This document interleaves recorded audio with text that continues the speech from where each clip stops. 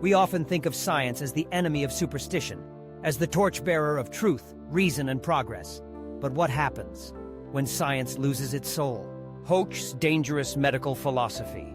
Alfred Hoche was not a madman shouting in the streets. He was a doctor, a professor, a man of reason, but his ideas were colder than steel. Hoche believed that some people, especially those with severe mental illnesses, were no longer truly human. He called them biological burdens, lives that had no consciousness, no purpose, and no social value.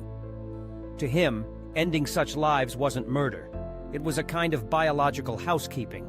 He used scientific language to strip away empathy. He didn't say person.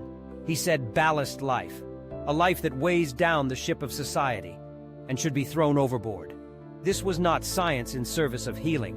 It was science in service of hierarchy. The book that justified killing. In 1920, Hoche joined forces with a legal scholar, Carl Binding. Together, they wrote a book titled Allowing the Destruction of Life Unworthy of Life. The title alone was radical, but what it contained was even more chilling. They argued that there were people, the severely disabled, the mentally ill, who lacked awareness, emotion, or personal goals. Such people, they claimed, could be eliminated, not as a punishment, but as a practical and compassionate act. This book didn't stay on the shelf.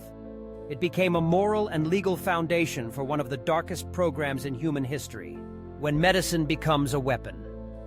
When the Nazis came to power, they didn't have to invent a justification for killing. Hoche and Binding had already written it. German medicine, far from resisting, embraced the idea. Doctors became judges of life and death. Hospitals, once places of care, became sites of execution. Under the T4 program, patients were selected for death, not by soldiers, but by physicians. With clipboards, not guns. The murders were called treatments. Gas chambers were called special care units. And the victims were told they were going for therapy. The T4 program, a genocide disguised as medicine before the Holocaust, before Auschwitz. There was T4. Between 200,000 and 300,000 people were murdered, most of them children and adults with physical or mental disabilities. They were declared unworthy of life by scientific panels. Their deaths were recorded in hospital logs as though they were routine procedures. And when the war ended, the killing didn't stop immediately. Many doctors involved in the program returned to practice, unpunished.